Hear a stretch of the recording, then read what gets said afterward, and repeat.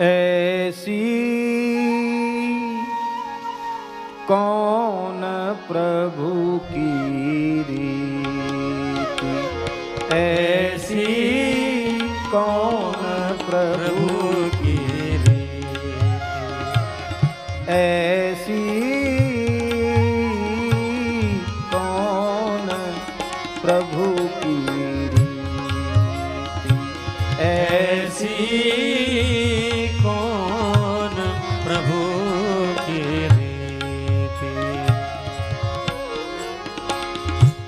बिरद है तू पुनीत परिहर, बिरद है तू पुनीत परिहर, पावरन पर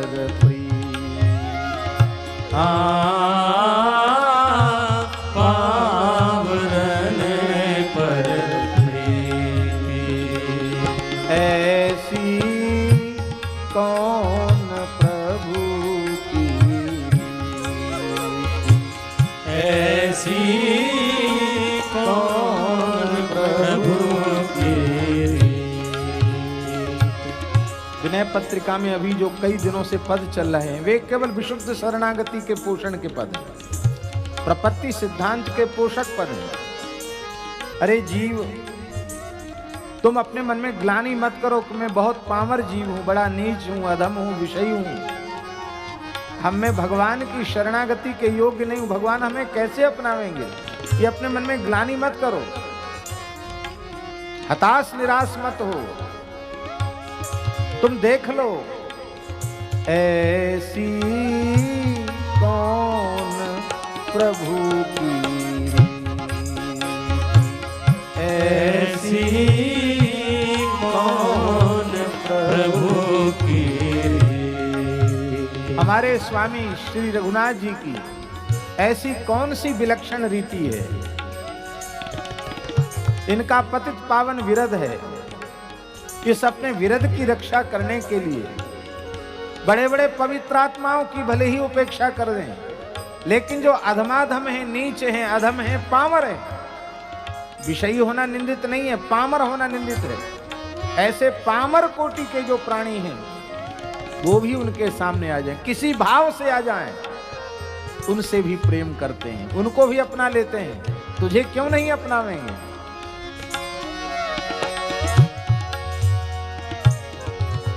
बिरद हेतु पुनीत परिहर, बिरद हेतु पुनीत परिहर, पावरन पर प्रीति, पावरन पर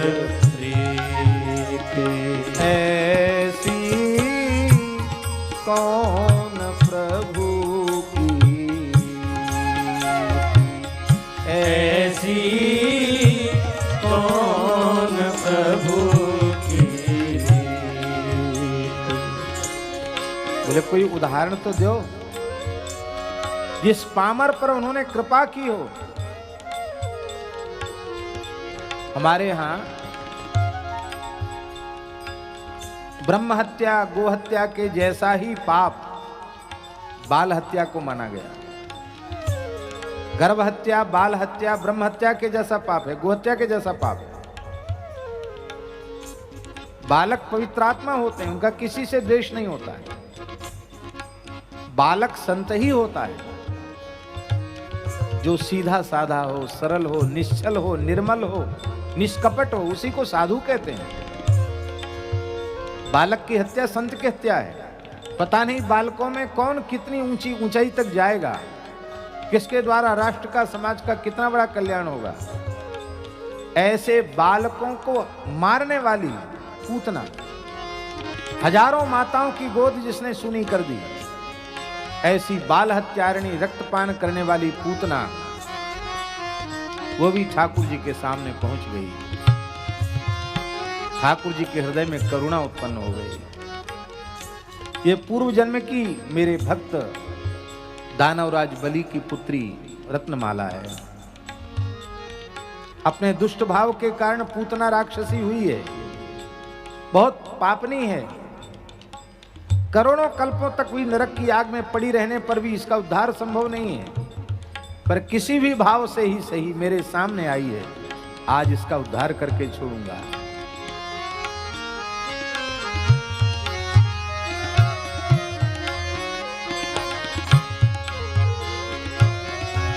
गई मारन पूतना कुछ काल कूट लगा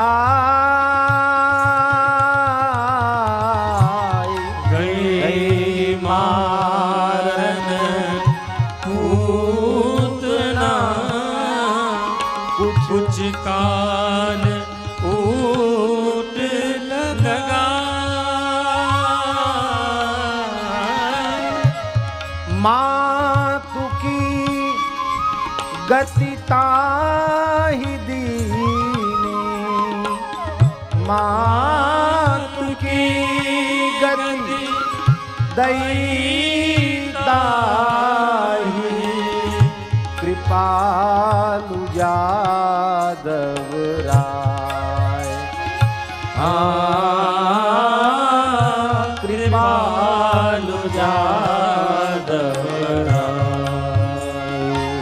अहो बकीयम स्तन कालकूटम जिघांसया पाययदप्य साध्वी, लेभे गतिम धातृचितां ततोन्यम कंबा दयालुम शरणं व्रजेम। ऐसी कौन प्रभु की,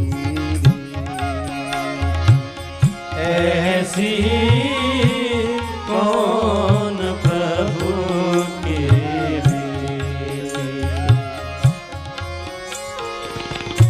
काम मोहित गोपिकन पर कृपा अतुलित की।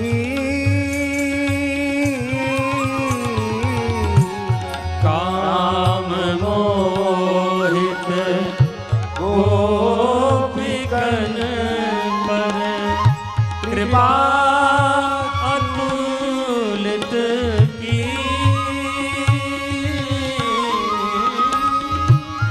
जगत पिता बिरंची जिन के, जगत पिता बिरंची जिनके, चरण की रजनी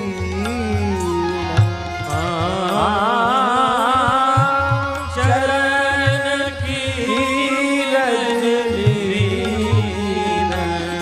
ऐसी कौन प्रभु की,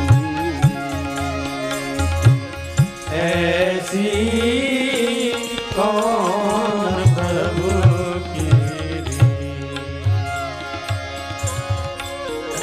देखो पति रूप से पाने की इच्छा, ये कामना है। नंद नंदन श्री कृष्ण अत्यंत सुंदर हैं, अत्यंत मनोहर हैं, उत्तम नायक के गुणों से संपन्न हैं। उनको देखकर स्वाभाविक ब्रज कुमारिकाओं के मन में भाव जगा कि मुझे पति रूप से प्राप्त हो। काम जगा।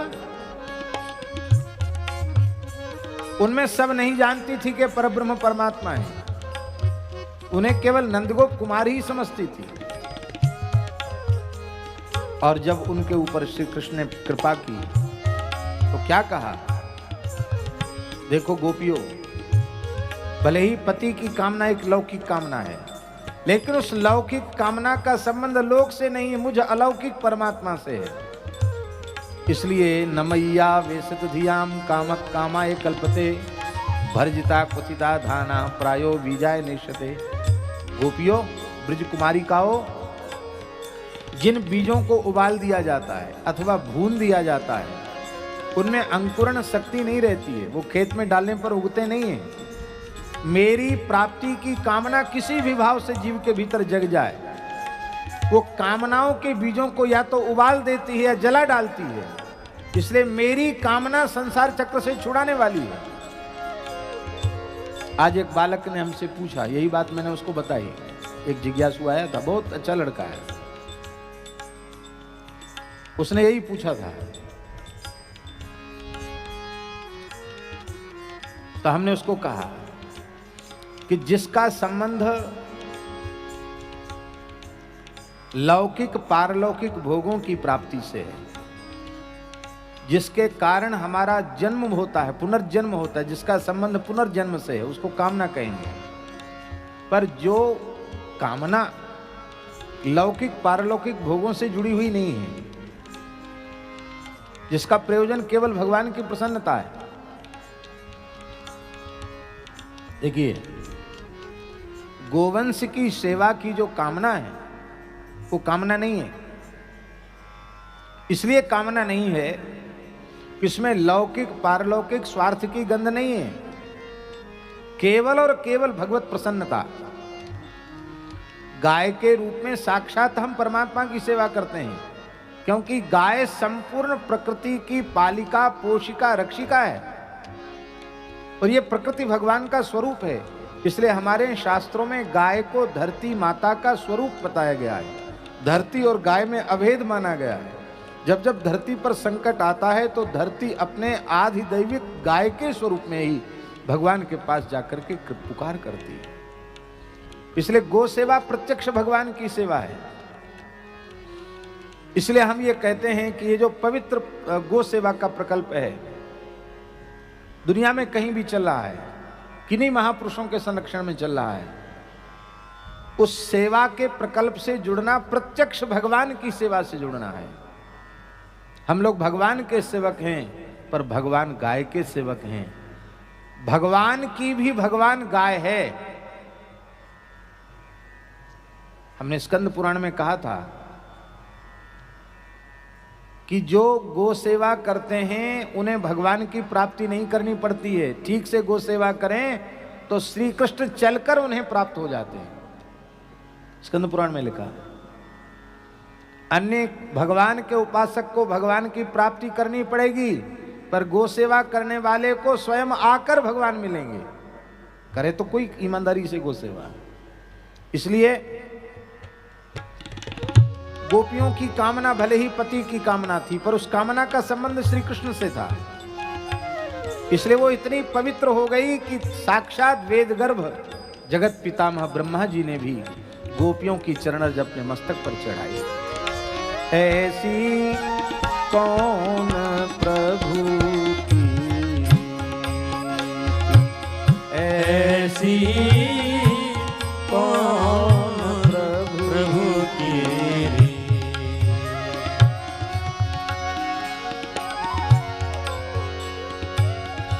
नेमते शिशुपाल दीन प्रति देत गने गने गार। नेमते शिशुपाल दिन प्रति देत गने गने चेदी राज्य में भगवान श्री कृष्ण की बुआ श्रुत देवा का पुत्र शिशुपाल हुआ। भगवान का फुफेरा भाई था। जैसे पांडव बुआ के लड़के हैं, ऐसी बुआ का लड़का था। पर जब इसका जन्म हुआ, महाभारत में लिखा है कि धरती कांपने लगी, आकाश से तारे टूटकर गिरने लगे, दिशाओं में आग लग गई, अपशकुन होने लगे। इसके अशुभ अपशकुनों को देखकर माता पिता ने इसके त्यागने का विचार किया। आकाशवाणी हुई, महान वीर होगा, इसका त्याग मत करो। बहुत बड़ा वीर होगा। जन्म के समय इसके 3 नेत्र थे, एक ललाट में भी एक नेत्र था। 4 भुजाएं थी। इसकी माता ने कहा ये जीवित रहेगा? बोले हाँ, इसको कोई मार नहीं सकेगा। तो किसके हाथ से इसकी मृत्यु होगी? बोले जिसकी गोद में रख देने इसके 2 हाथ गायब हो जाएं, तीसरा नेत्र गायब हो जाए, समझ लेना उसी के हाथ से मरेगा ये। तो बड़े बड़े राजाओं को बुलाया जाता, सबकी गोद में इसकी मां रखती। अपने भाई को देखने के लिए श्री कृष्ण भी आए बुआ जी से मिलने। बुआ जी ने जैसे शिशुपाल को गोद में रखा, 2 हाथ गिर गए, तीसरा नेत्र गायब हो गया। बुआ रोने लगी। बुआ जी रोती क्यों है? बोले तुम्हारे हाथ से ही इसकी मृत्यु होगी, आकाशवाणी ने कहा है। तुम्हारा भाई है, देखो मैं बुआ हूं तुम्हारी, जैसी कुंती बुआ ऐसी मैं भी तुम्हारी बुआ हूं। मेरे नाते से मैं तुम्हारे पिता की बहन हूं, इस नाते से इसको मारना नहीं। भगवान बोले हमारा भाई है, मारेंगे क्यों?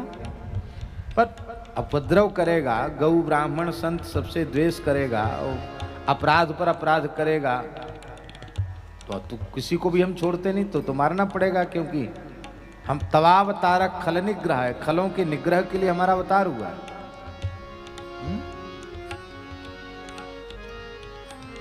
परित्राणाय साधूनाम विनाशाय च दुष्कृताम धर्म संस्थापनार्थाय संभवामि युगे युगे। हमारे अवतार का प्रयोजन यही है। तो बुआ जी ने कहा अरे भाई है, कुछ तो इसको छूट मिलनी चाहिए। भगवान ने कहा ठीक है, तुम बताओ कितनी। बोले आप तुम ही कह दो। भगवान ने बोले 100 गाली, 100 अपराध तक हम इसकी क्षमा करेंगे। 100 से आगे बढ़ा तो फिर समझ लेना, फिर इसको छोड़ेंगे नहीं। तो बुआ बोली ऐसा पागल थोड़ी जो तुम बड़े भैया हो, तुमको 100 अपराध कर देगा। एक दिन में 100 अपराध तक क्षमा करूंगा इसके, 100 से आगे बढ़ेगा तो फिर इसकी खबर ले लूंगा। तो शिशुपाल को जब से होश आया, उसने बोलना सीखा, तब से रोज चुन चुन कर 100 गालियां देता था वो श्री कृष्ण को। जैसे कवि लोग कविता लिखते हैं, ऐसी सोच सोच के नई नई गालियां लिखता था। 100 गालियां रोज देता था। लिखा है नेमते नियम से शिशुपाल दिन प्रति देत गनि गनिगार। नेमते शिशुपाल दिन प्रति देत गनि गनिगार।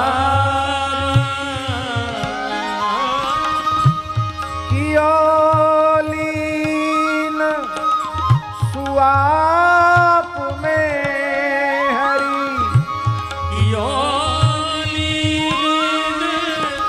सुआप में हरि राज सभा मझारी। राज सभा मझारी। ऐसी कौन प्रभु की, ऐसी कौन प्रभु की। युधिष्ठिर के राजसूय यज्ञ में अग्र पूजा किसकी हो, ये चर्चा हुई। यज्ञ में एक किसी महापुरुष की अग्र पूजा होनी चाहिए। उस पर भार होता है संपूर्ण यज्ञ को निर्विघ्न पूर्ण करने का। चर्चा चल रही थी किसका चयन किया जाए अग्र पूजा के लिए। पांडवों में सहदेव शास्त्रों के बड़े मर्मज्ञ विद्वान थे। जब सब लोग मौन रहे तब सहदेव ने कहा कि यद्यपि बड़े जिस सभा में बैठे हों वहां छोटों को बोलना नहीं चाहिए, पर जब बड़े मौन हो इसका मतलब है कि छोटों को बोलने की मौन स्वीकृति दे रहे हैं। तो यदि आप लोगों की आज्ञा हो मैं कुछ कहूं? हाँ हाँ कहो कहो। सहदेव, आयु से अवस्था से कोई छोटा नहीं होता है। आप ऊपर बैठ जाएं कुर्सी पर। शास्त्रों के मर्मज्ञ विद्वान हो तुम, षडंग वेद के मर्मज्ञ विद्वान हो। महापंडित थे सहदेव। वैदुष्य पांडवों में सर्वाधिक सहदेव में था। बड़े प्रकांड विद्वान थे सहदेव। सहदेव जी ने हंसते हुए कहा कि जिस सभा में यज्ञेश्वर, यज्ञ नारायण, अनंत कोटि ब्रह्मांड नायक, सर्वेश्वर, परात्पर, परब्रह्म, साक्षात भगवान श्री कृष्ण विराजमान हो, उस सभा में यह प्रश्न ही नहीं उठना चाहिए कि अग्र पूजा किसकी हो। भगवान के होते हुए अग्र पूजा का अधिकारी कौन? सबके नेत्रों से प्रेमाश्रु छलछला आए, हर्षद ध्वनि होने लगी। जय हो, जय हो सहदेव, तुम छोटे जरूर हो लेकिन बहुत बढ़िया बात कही, बिल्कुल ठीक है। भगवान श्री कृष्ण साक्षात परब्रह्म जहां बैठे हुए हैं, वहां उनको छोड़कर किसकी पूजा? यज्ञ में हम किसकी पूजा कर रहे हैं? राजसु यज्ञ के द्वारा इन्हीं की तो पूजा की जा रही है, इसलिए इन्हीं की पूजा होनी चाहिए। भीष्म जी उठ के खड़े हुए, भीष्म पितामह। भीष्म ने कहा, यद्यपि इस सभा में सबसे छोटा है सहदेव, लेकिन इसने बात बहुत बड़प्पन की कही है। मैं सहदेव की बात का समर्थन करता हूं।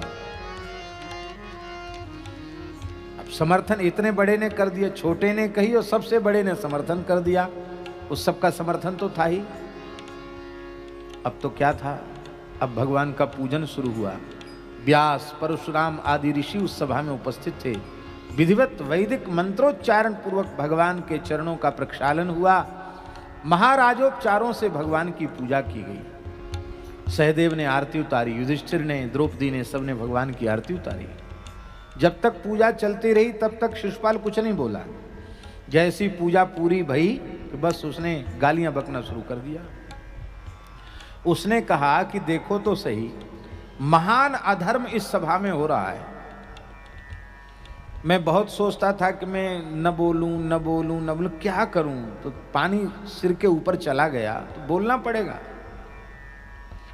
एक दुधमुहे बच्चे की बात मान ली गई, ऐसे व्यक्ति की पूजा की गई जिसके बाप का तक ठिकाना नहीं। कोई कहता नंद का बेटा, कोई कहता वसुदेव का बेटा है। अरे यहां जितने लोग बैठे हैं सबके एक एक पिता तो हैं, इसके 2 पिता हैं। चोरी करने वाला जाने क्या क्या उठपटांग बोले। अरे भाई, तुम्हें पूजा करनी थी ब्राह्मण की, तो भगवान वेदव्यास विराजमान है, इनसे बड़ा ब्राह्मण कौन होगा? इनकी पूजा करते। वशिष्ठ जी विराजमान है। किसी वीर तपस्वी ब्रह्मचारी ब्राह्मण की पूजा करनी थी, परशुराम जी बैठे हैं। अरे किसी क्षत्रिय की पूजा करनी थी, तो भीष्म पितामह के जैसा क्षत्रिय कौन होगा? इनकी पूजा होनी चाहिए थी। किसी ब्राह्मण की पूजा नहीं, किसी क्षत्रिय की पूजा नहीं, किसी वेदज्ञ की पूजा नहीं, इसकी पूजा। गालियां देने लगा।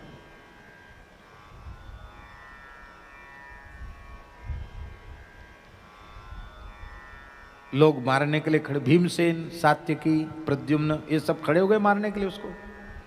भगवान ने इशारा के बैठो, सब अपने आसन पर, सब बैठ गए। वो गाली देता गया, भगवान रेखा खींचकर गिनते गए। 100 गालियां हो गई। भगवान ने कब सावधान, नहीं माना, मौत आ गई थी ना आज। तो एक विशेष बात है कि जब तक भगवान को गाली देता रहा भगवान क्षमा कर दे। अब पांडवों को गाली देना शुरू किया। 100 गाली के बाद पांडवों को गाली देना शुरू किया। भगवान ने कहा देखो, हम तो 100 नहीं उससे ज्यादा भी अपराध क्षमा कर देते, लेकिन भक्तों को गाली दे तो ये मैं सहन नहीं कर सकता। जैसे ही पांडवों के लिए गाली देना शुरू किया, भगवान ने तुरंत सुदर्शन चक्र का स्मरण किया। सुदर्शन चक्र प्रकट हो गया, शिशुपाल का सिर कट गया, उसकी ज्योति भगवान में विलीन हो गई। गाली देने वाले को सायुज्य मोक्ष दे दिया, जो बड़े बड़े योगियों को दुर्लभ है, वो मोक्ष भगवान ने उसे दे दिया। वो गाली देने वाला पामर शिशुपाल क्या मोक्ष का अधिकारी था? ऐसी कौन प्रभु की, ऐसी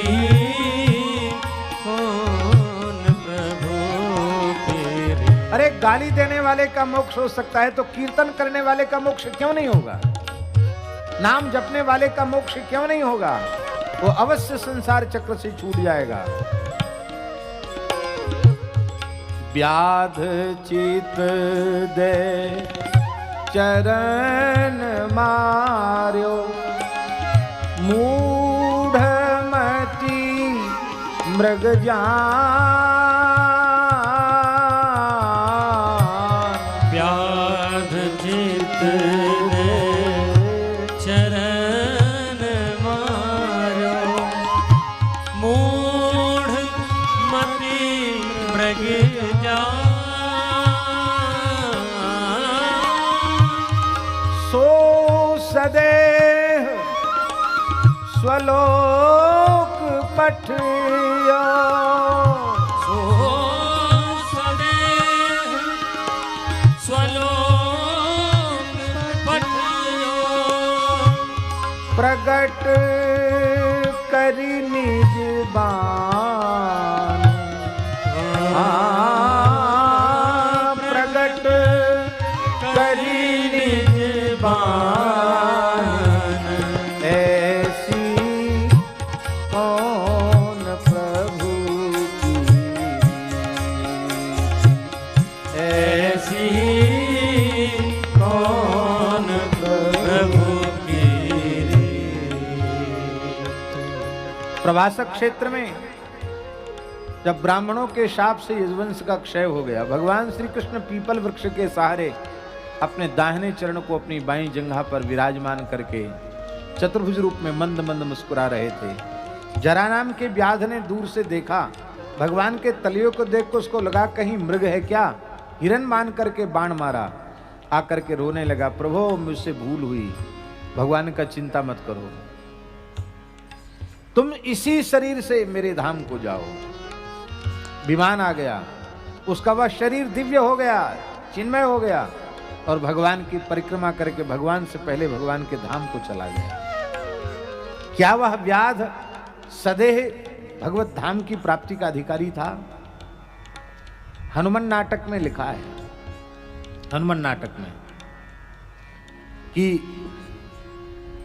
राम रावण युद्ध हो गया, लंका विजय हो गई, उसके बाद अंगद जी को आवेश हो गया। ये हनुमान नाटक में लिखा है, अंगद जी को आवेश हो गया। अंगद जी ने कहा, देखो मेरे पिता ने हमारा हाथ आपके हाथ में दिया था, राम जी से कहा, तो मैंने पिता का जो आदेश था उसको खूब निभाया, प्राण हथेली पर लेकर युद्ध किया, लेकिन मैं भूल नहीं सकता हूं, बिना अपराध के मेरे पिता को आपने बहेलिए के समान मारा था, इसलिए मैं अपने पिता की मृत्यु का बदला आपसे अवश्य लूंगा, राम जी से कहा। राम जी हंसने लगे, बोले देखो अभी लड़ो मत। क्यों? बोले मर्यादा की स्थापना के लिए ये अवतार है, सेवक और स्वामी का युद्ध हो तो ये मर्यादा का अतिक्रमण होगा, तुम चिंता मत करो, बदला उसको लेना चाहिए दूसरे को जो जिससे युद्ध बैर हुआ हो, वो स्वयं बदला लेने में समर्थन। जैसे उदाहरण की बात है, आपका किसी से विरोध हो गया और आप स्वयं विरोध में सक्षम नहीं है, तो आपकी संतान या और कोई करेगा, तो बाली कोई कमजोर तो नहीं है, तो तुम क्यों ऐसा करते हो, हम बाली को ही अवसर देंगे। भगवान ने क्या कहा, हनुमान नाटक में है ये बात, हम बाली को ही अवसर देंगे और बाली अभी भी मेरे धाम में जाएगा, फिर लौट के आएगा। ये यथा माम प्रपद्यन्ते तांस्तथैव भजाम्य हम। हमने जब बाली का वध किया तो बाली ने हमसे कहा था कि मारियु मोहि व्याध की नाई, व्याध के समान मारा, तो मुझे व्याध के रूप में उसने स्वीकार किया, इसलिए वह स्वयं व्याध बनेगा। तो बाली जरा नाम का व्याध हुआ और बाली ने भगवान के तलवे में बाण मारा, अपना हिसाब किताब चुकती कर लिया।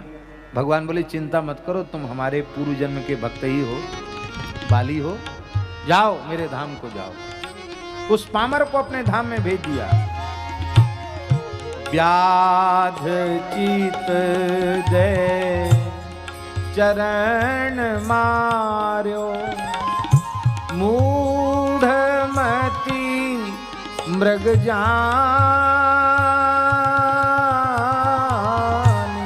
सो सदेह स्वलोक पठयो, प्रगट करी निज बान। प्रगट करी निज बान। ऐसी कौन प्रभु की, ऐसी कौन प्रभु की। अब ये जितने उदाहरण दिए हैं, इन्होंने पुण्य नहीं किए थे, सबने पाप ही पाप किए थे, पर इनका कल्याण हो गया। हम लोग मनुष्य हैं, अच्छी संगति में अच्छे काम बन जाते हैं, कुसंग में पड़कर कई बार अनुचित कार्य भी बन जाते हैं। तो हमारे जीवन में पाप भी हैं, हमारे जीवन में पुण्य भी हैं। अरे जिनके जीवन में पुण्य थे ही नहीं, पाप ही पाप थे, उनको किनारे लगा दिया प्रभु ने, उन पतितों का उद्धार कर दिया। तो तुम क्यों हताश निराश हो रहे हो? तुम्हारे कल्याण में संदेह नहीं है। तुम सर्वतो भावेन श्री रघुनाथ जी की शरण हो जाओ। इसमें जितने दृष्टांत हैं सब भगवान श्री कृष्ण की लीला के हैं। इससे एक बात सिद्ध होती है कि गोस्वामी जी की दृष्टि में राम कृष्ण में अणुमात्र भी भेद नहीं है। जो राम जी हैं वही श्री कृष्ण हैं, जो श्री कृष्ण हैं वही राम जी। यही सिद्धांत है। कौन तीने की कहे जिनके, कौन तीने की कहे जिनके, सुकृत अरु अघदो, सुकृत अरु अघदो। गोस्वामी जी कहते हैं ये उनकी दीनता है। कहते दूर खोजने की जरूरत नहीं है। प्रगट पातक रूप तुलसी, प्रगट पातक रूप तुलसी, प्रगट पातक रूप तुलसी, प्रगट पातक रूप तुलसी। शरण राख्यो सो,